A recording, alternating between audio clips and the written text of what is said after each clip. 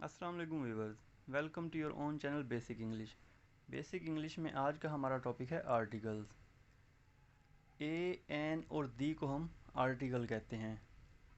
ए और एन को हम इंडेफिनेट आर्टिकल और जबकि दी को हम डेफिनेट आर्टिकल कहते हैं।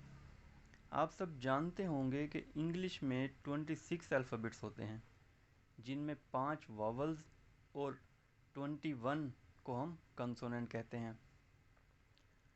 वावल्स में ए, ई, आई, ओ और यू होते हैं।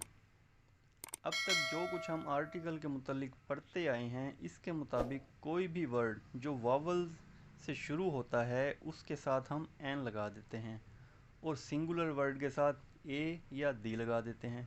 लेकिन आज इन आर्टिकल को हम कंसेप्चुअल देखेंगे। तो सबसे पहले हम इनडेफिनेट आर्टिकल यानी ए और एन के इस्तेमाल के मुतालिक जानते हैं। अगर कोई भी वर्ड सिंगुलर हो और वो कंसोनेंट लेटर से शुरू होता हो तो उसके साथ हम ए लगा देते हैं। आइए देखते हैं। जैसे अबाल, इसमें बाल जो है कंसोनेंट लेटर है, इसके साथ ए आ गया है। ऐसे ही a book, a table, a student, ये तमाम वर्ड जो हैं कंसोनेंट लेटर से शुरू होते हैं, इसलिए इनके साथ हम ए लगा देते हैं। एक बात याद रखिएगा, कंसोनेंट लेटर उनको कहते हैं जो वावल से शुरू ना हो, यानी उनके शुरू में ए, ई, आई, ओ और यू की आवाज़ ना आती हो, उन्हें हम कंसोनेंट लेटर कहते हैं।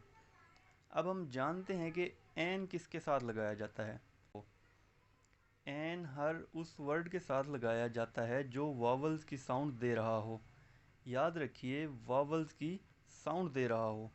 उन वर्ड को प्रोनाउंस करते हुए ए, ई, आई, ओ और यू की आवाज़ आती है तो उनके साथ हम एन लगा देते हैं।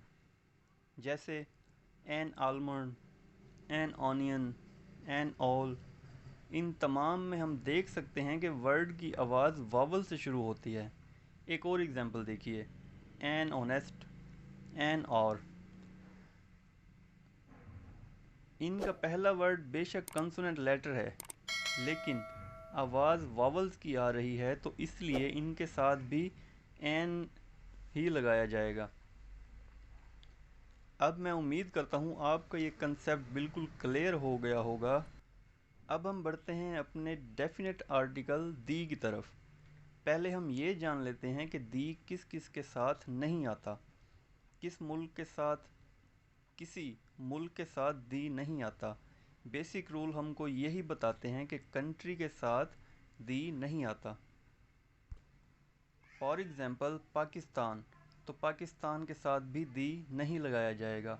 अब हम ये नहीं कह सकते I live in the Pakistan, ये सेंटेंस गलत है। हम कहेंगे आई लिव इन पाकिस्तान। हाँ, एक बात और, अगर किसी भी कंट्री ग्रुप का ज़िक्र हो वहाँ हम दी लगा सकते हैं। जैसे यूएसए, यूएई, ये कंट्री ग्रुप हैं, इनके साथ हम द यूएई या द यूएसए लगा सकते हैं। ऐसे ही किसी नाम के साथ और किसी ज़ुबान के साथ भी दी नहीं लगाते। मैं नहीं कह सकता आई एम द फ़हीम, ये गलत सेंटेंस है। मैं कहूँगा आई एम फ़हीम। ऐसे ही हम नहीं कह सकते आई स्पीक द उर्दू, हम कहेंगे आई स्पीक उर्दू। ऐसे ही किसी स्ट्रीट, रोड या सिटी के साथ भी दी का इस्तेमाल नहीं किया जाता। आइए अब हम जानते हैं कि दी का इस्तेमाल होता कहाँ पर है। आर्टिकल के मुतालिक आपको इस वीडियो में मुकम्मल कंसेप्ट दिया जा रहा है। किसी भी कम्पिटिटिव एग्ज़ाम के लिए, चाहे वो पीपीएससी हो, एफपीएससी हो, एनटीएस हो, उनमें ग्रामेटिकल मिस्टेक निकालने के लिए इन आर्टिकल का इस्तेमाल ही होता है। आइए बढ़ते हैं अब हम दी की तरफ, जहाँ पर दी का इस्तेमाल किया जाता है। दी का इस्तेमाल दरियाओं, नहरों, समंदरों, सहराओं और पाक किताबें जैसे the holy Quran, the Injil, the Bible, the Gita, ऐसे ही कोई भी न्यूज़पेपर हो उनके लिए भी हम दी का ही इस्तेमाल करेंगे। جیسے the New York Time, the News, the Dawn. تو یہ تمام اخبارات کے لیے بھی دی کا استعمال ہوتا ہے. اور اگر کوئی بھی جانوروں کا گروپ ہو اس کے لیے بھی دی کا استعمال ہوتا ہے، جیسے دا ڈاگ، دا کاؤ. اور جب کوئی ٹائٹل یعنی لقب اکیلا استعمال ہو اس کے ساتھ بھی دی کا استعمال کیا جاتا ہے، جیسے the Quaid Azam, the caliph, the president, the prime minister. اور آخر میں آپ کو بتاتا چلوں آل، بوتھ اور ہول کے ساتھ بھی دی کا استعمال کیا جاتا ہے. For example both the student were present in the class. ایسے ہی all the student were absent, the whole was present in the class. تو ان تمام کے ساتھ بھی دی کا استعمال کیا جاتا ہے. آج کی اس ویڈیو میں ہم نے وہ فیکٹ جانے جو آپ کو ابھی تک معلوم نہیں تھے. امید کرتا ہوں آپ کے سارے ڈاؤٹ جو ہیں اس ویڈیو میں کلیئر ہو چکے ہوں گے. اگر ویڈیو پسند آئی ہو تو لائک ضرور کر دیجیے گا اور اپنے دوستوں کے ساتھ شیئر ضرور کیجیے گا.